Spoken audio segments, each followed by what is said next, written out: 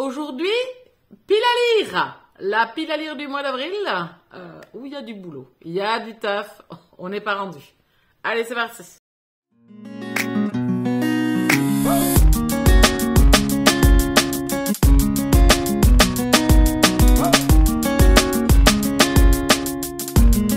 Bonjour et bienvenue dans cette nouvelle vidéo. Ça sera donc, comme le titre l'a indiqué, ce que j'aimerais lire au mois d'avril. Beaucoup de choses. Je ne sais pas si je vais y arriver. Comme d'hab, au mois de mars, j'avais été très ambitieuse. Je n'y suis pas arrivée. Donc certains de ces romans, vous allez les retrouver là, hein, forcément. Il y en a d'autres qui se sont greffés. Enfin, vous connaissez le schmilblick. Hein. Il y a toujours un problème de lecteur. Ça n'est un. Avoir des piles trop... ou des ambitions, ou des envies trop grandes. Voilà, alors c'est dur de vouloir lire. On commence tout de suite avec les numériques. Ça m'évitera de les oublier. Le premier, c'est, je vais l'attendre, je vais l'avoir en papier. C'est Forbidden Soldier de Erin Graham. Alors, je lis habituellement Marie Agi, hein, puisque je lis sa partie MM, et je n'ai encore jamais lu Marie sous Erin Graham.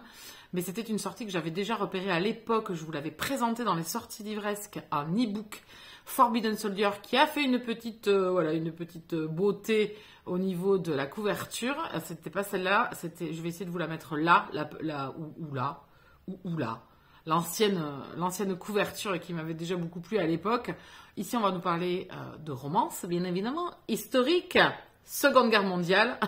Bibi. Elle était à fond déjà à l'époque. Et là, en fait, Marie, à la Icône, nous avait annoncé que ce roman-là allait enfin sortir en poche. Comment vous dire que j'étais joie? Parce qu'en plus de ça, en poche, j'étais ravie. Parce que bon, j'aime bien les formats poche. C'est moins cher, on va pas se mentir. Et j'avais trop envie de découvrir cette histoire. Ça va être chose faite. On va le lire au mois d'avril. Et à rester connecté sur le compte de Julie et le mien, puisque on va vous prévoir quelques petites choses au mois d'avril, hein, pour... parler de ce roman, autour de ce roman, voilà, quelques petites surprises qui vont arriver, restez connectés. Le deuxième, c'est Far Away, le tome 3 de Juliette Maratti, c'est le dernier tome des aventures de Fitz et Noé, j'ai pas eu le temps de le lire au mois de mars, je vais donc le caser au mois d'avril, donc c'est de la romance contemporaine MM, c'est Dark Magie, le tome 1, La fortune sourit aux acharnés. Je crois que c'est ça, de Kel Carpenter. Je crois que c'est ça le nom de l'autrice. Je l'ai demandé en service presse numérique aux éditions Bookmark. D'habitude, je me demande que des MM, mais là, comme il n'y avait qu'un seul MM qui me plaisait, j'ai demandé si accessoirement je pouvais demander un fantasy. Ça a été accordé, donc du coup, c'est celui-ci. En numérique, je vous en reparlerai plutôt celui-là vers la fin du mois d'avril, début du mois de mai. Mais je voulais vous le montrer au cas où j'ai le temps de lire tous ces livres. Parce qu'on ne sait jamais. Écoutez, un confinement. Non, je blague. Non, blague, surtout pas. Ayez pitié de nous. Et un dernier que je n'ai pas reçu encore, mais que je devrais recevoir dans pas longtemps. Aeternus, le tome 1 de Anna Wendel. Donc ici, on est pareil dans de la romantasy, plutôt fantastique. On est avec des vampires. On est avec une romance MF. J'ai hâte de le découvrir. J'en sais très peu parce que j'ai vraiment survolé la 4e de couverture. Je veux pas trop en savoir. On va dire que c'est la couverture qui m'a alpagué, et puis le nom de l'autrice aussi, puisque je m'étais noté déjà des romans qu'elle a écrits, que je vous avais présentés. Je me rappelle plus des titres là. Et je veux absolument la découvrir, donc je dois recevoir, j'avais postulé pour un service presse, j'ai été acceptée, donc je dois recevoir son roman. J'attends. Il est à paraître le 12 avril, donc j'ai encore un peu de temps, hein, bien sûr, pour vous le montrer avant sa sortie. J'attends de le recevoir. Voilà pour celui-là. Je ne veux pas vous en dire plus. Comme d'habitude, vous pouvez retrouver en barre d'infos tous les titres de ces livres. Donc voilà ce que j'aimerais lire en numérique. Et maintenant, on va passer au format audio. En audio, je vais reprendre La Villa aux étoffes de Anne Jacobs, puisque la lecture commune, pour rappel, sur le Discord est jusqu'au 20 avril. Mois de mars, je l'ai laissé de côté parce que j'ai pas eu le temps. J'avais d'autres audios à passer aussi. Donc... je vais m'y remettre juste là, je pense, dans la semaine. Je vais recommencer pour avancer dans cette lecture. J'ai écouté 100 pages pour le moment. Pour l'instant, je n'ai pas d'avis sur cette lecture. Je trouve ça un peu morne et un peu mou. J'espère que ça va se décanter au fil de l'histoire. Ça nous parle de romance historique. On est ici un petit peu dans le genre Downton Abbey. Je ne sais pas si vous connaissez la série. C'est une série que j'adore. Donc comment vous dire que j'ai pas mal d'attentes quand même sur ce roman-là où ça se passe en Allemagne ici. Et le deuxième roman que je vais faire en audio, c'est Le sang des sauvages, le tome 2 Donc ici, c'est le prix d'Alcibiade de Farahana. Pour rappel, c'est une relecture pour moi. Je l'avais lu à l'époque de sa sortie. J'avais eu un énorme coup de cœur pour cette duologie.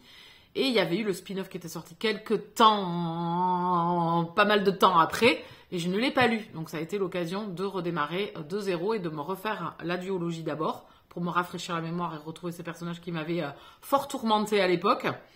Je vous rappelle que c'est la lecture commune du groupe Elle Booktube et vous. On a lu il y a 2 mois le tome 1. Là, ce mois-ci, on va lire le tome 2 et au mois de juin, on lira le spin-off. Du coup, voilà, comme ça, on suit des séries. On a changé notre fusil d'épaule, c'est que quand on vous propose des sagas, c'est de les poursuivre tous ensemble, si le cœur vous en dit bien sûr, hein, ça c'est sûr. Mais comme ça, on les quitte pas parce qu'après on n'y revient pas. On choisit autre chose et puis on se connaît tous. Donc ça sera un audio aussi. On continue avec le challenge Friends Books Challenge, puisque ça a été les votes au mois de mars. Pour rappel, c'était mi-mars. On a voté, vous avez donné vos choix. Et moi, dans les choix, il y avait celui-ci. C'est le spin-off du Harem de l'Alpha, que j'avais adoré. J'avais eu un énorme coup de cœur. Et donc ça, c'est le tome 2. Elle a créé du coup, autour de ce premier opus, le royaume des alphas. Donc on va suivre plusieurs alphas, on va suivre plusieurs histoires différentes. Et ici, on va suivre Rami, que l'on connaît, puisqu'il faisait partie des personnages du tome 1. C'était un ami d'un de nos personnages principaux. Donc j'ai hâte de découvrir cette histoire. Donc ça y est, je vais le lire au mois d'avril. J'ai hâte, je peux vous dire, puisque le tome 3 vient de sortir. Donc c'est vrai que j'avais pas trop envie d'attendre de me laisser submerger par les sagas qui avancent sans moi. Donc écoutez, je vais essayer de rattraper le wagon et je vais entamer ce second opus. C'est ma lecture en cours pour le moment. Lost Intocables de Amar Loon, ou Louné, aux éditions New Rules. Ici, on est dans du romantique thriller. Alors, plus thriller que romantique, je pense. Suspense, je dirais même, puisqu'on est dans le milieu des cartels au Mexique, à Juarez, avec une jeune femme qui se retrouve avec le cartel sur le dos, qui veulent sa peau. Ah là, elle est pas bien la vie, elle est pas sympatoche pour une erreur d'une amie à elle. Ça a fait plaisir, je peux vous dire. Donc c'est ma lecture en cours, je l'ai à peine entamée. C'était une lecture que je devais faire au mois de mars. Là aussi, je n'ai pas eu le temps, donc je le lis maintenant, puisque le tome 2 est à paraître dans pas longtemps, et que j'aimerais avoir déjà lu le 1 au moins, avant que le 2 arrive. Donc écoutez, je vous en reparle, en tout cas ça démarre vite et fort. Ça me plaît déjà d'entrée, j'ai lu 70 pages. On continue.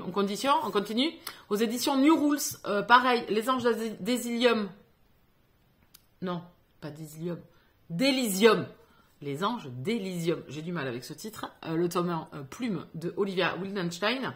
Donc c'est ici, pareil, on est dans de la... Alors ici, on est dans la fantasy, je dirais plus romantasy, puisqu'on est avec des personnages angéliques.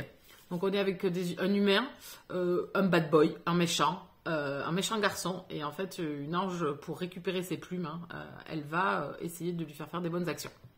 Voilà le début, le pitch de départ de l'histoire, mais je pense que ça va être autre chose.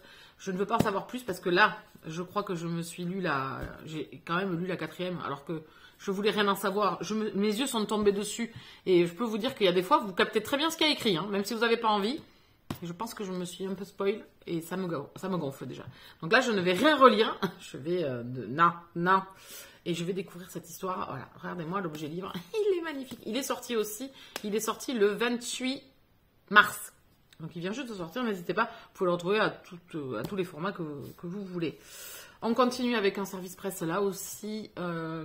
Avec Rebel Kings. Le tome 1, Hors la loi de Gareth Lays. Ici, j'ai la couverture discrète, ce qu'ils appellent chez Bookmark maintenant. Ils vous laissent l'opportunité de choisir un petit peu la couverture que vous voulez. C'est en édition limitée, attention. La couverture de base, je vais essayer de vous la mettre ici. C'est un jeune homme en noir et blanc, avec le titre en jaune. Elle était très jolie aussi, mais comment vous dire... Voilà, cette couverture, moi, elle m'a totalement alpaguée. J'adore Tête de mort avec des roses. Elle est vraiment sublime, avec ce gris, ce rose, ce rouge, enfin ce noir. Enfin, moi, voilà, je kiffe. Donc, j'ai demandé, en fait, à l'avoir dans cet exemplaire-là. Voilà. Donc, je vous en reparle celui-là aussi. C'est à lire. Et je n'ai pas lu autant au mois de mars de lire Prince Captif, le tome 3. Donc, il faut que j'arrive à le caser. Bon, là, il n'y a pas de... C'est une lecture personnelle, donc il n'y a pas de d'urgence, je dirais, mais j'avais quand même fait une lecture commune avec certaines personnes quand même qui ont joué le jeu, donc il faut quand même que je m'y mette, que je trouve le temps. Donc ici, on est dans de l'urban, enfin, on est dans de la fantasy, romantasy, MM, plutôt dark. Attention, public averti là aussi. Donc écoutez, j'ai lu les 2 premiers, un en novembre, un en janvier, et donc en mars je devais lire le 3, je n'ai pas eu le temps, donc je vais le faire au mois d'avril. Voilà, et je déborderai s'il faut sur mai, il n'y a pas de précipitation pour celui-là, mais je veux quand même me tenir et pas laisser trop passer le temps, parce que sinon je n'y reviendrai pas. Je me connais, je ferai passer autre chose. Donc écoutez, on est arrivé au bout de cette vidéo, voici les romans que j'aimerais lire. J'ai dû peut-être en oublier, parce que là forcément j'avais oublié mon calepin avec les notes que je mets dessus des livres que je veux lire. Et comme je suis en train de filmer avec mon téléphone et que je peux pas regarder sur mon téléphone en même temps, bah écoutez, j'ai peut-être oublié un ou 2 titres, mais c'est pas grave, on s'en moque. Voilà, la liste principale, elle est là. Entre les services presse et les lectures communes, ben ça va remplir le mois d'avril, je pense. N'hésitez pas à venir échanger avec moi dans les commentaires, ou sinon à me retrouver sur les autres réseaux sociaux, que ça soit sur Instagram en message privé, ou sinon lors des soirées Twitch où on discute et on lit. Moi, je vous laisse ici. Je vous dis à très vite. Bisous câlins!